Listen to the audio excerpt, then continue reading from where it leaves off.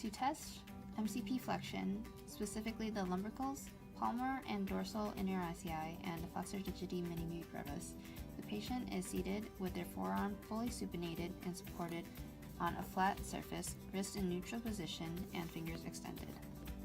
To stabilize, have your hand at the dorsal surface of the distal 2nd through 5th metacarpals and palpate the lumbricals on the palmar side. Then passively move the MCP joints into flexion to get the end range, and then ask the patient to do so actively while palpating for the contraction. Okay, and then apply resistance. Go ahead and flex it back and apply resistance to the proximal phalanx of each individual digit.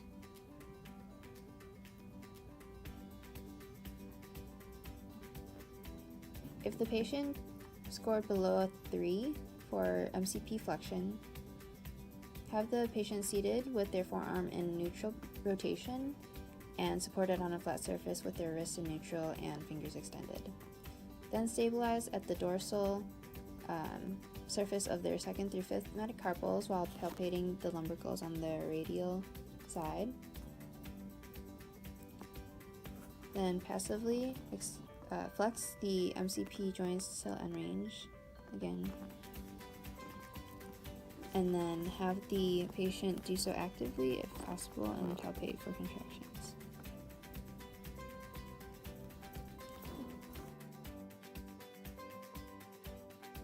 To test finger extension, specifically the extensor digitorum, extensor indicis, and extensor digiti minimi, the patient is seated with their forearm pronated and supported on a flat surface with wrist in neutral position, and their fingers are allowed to extend past the edge of the surface.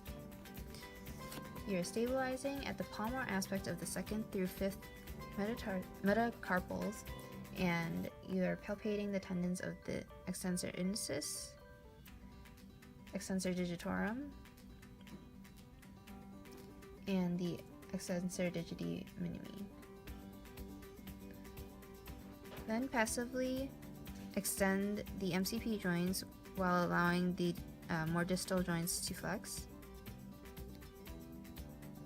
and find the end range, and then ask the patient to do so actively, and then provide resistance in this position on the dorsal aspect of the proximal phalanx of each individual digit.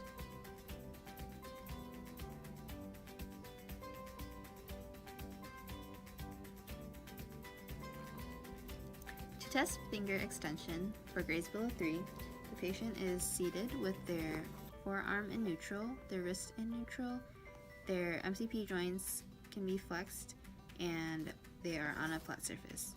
Stabilize to the 2nd through 5th metacarpals on the palmar side and palpate for the extensor musculature.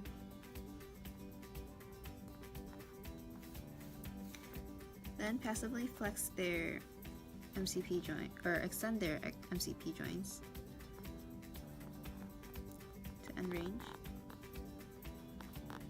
while allowing the distal joints to flex.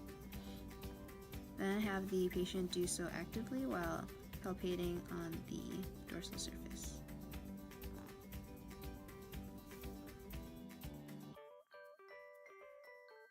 To test finger abduction, specifically the dorsal interossei and the abductor digiti minimi, have the patient seated with their forearm pronated and supported on a flat surface, and wrist in neutral position with their fingers adducted and allowed to extend past the edge of the table.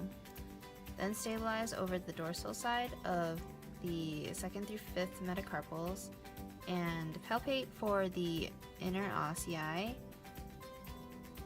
and the abductor digiti minimi, and then passively abduct the patient's fingers.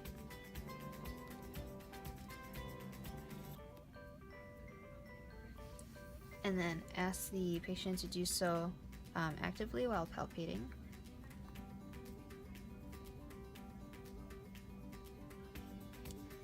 Okay, and then apply resistance by applying pressure to the proximal phalanx in the direction of adduction.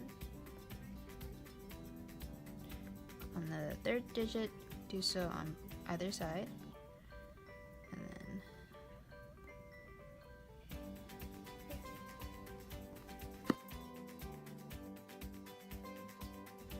to test finger adduction for the palmar inner ossei, the patient is seated with their forearm pronated and supported on a flat surface with their wrist in neutral position and fingers fully abducted and allowed to extend beyond the supporting surface. Stabilize over the dorsal aspect of the 2nd through 5th metacarpals and then passively adduct their fingers to find the end range. And then have the patient actively do so through the full range of motion. Then apply resistance to the proximal phalanx of each finger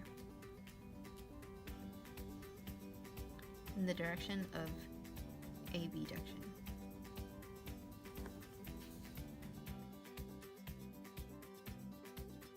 To test PIP flexion, specifically the flexor digitorum superficialis, the patient is seated with their forearm in supination and supported on a flat surface with their wrist in neutral and fingers extended.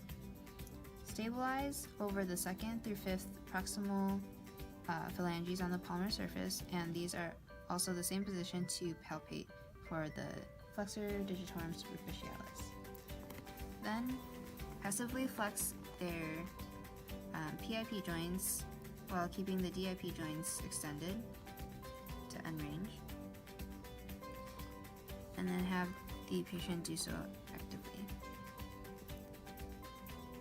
Then to provide resistance at the middle phalange of each phalanx, or each digit individually.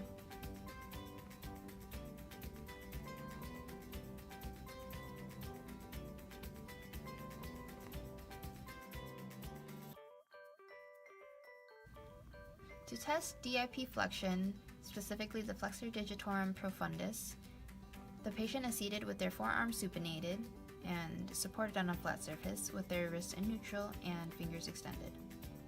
Stabilize over the palmar surface of the middle and proximal phalanges of the digit that you are testing, and with that position you are also palpating for the digitorum profundus, flexor digitorum profundus. Passively flex the DIP joint for end range, and then ask the patient to do so actively while firmly stabilizing. And then provide resistance by using one finger to press in the DIP extension.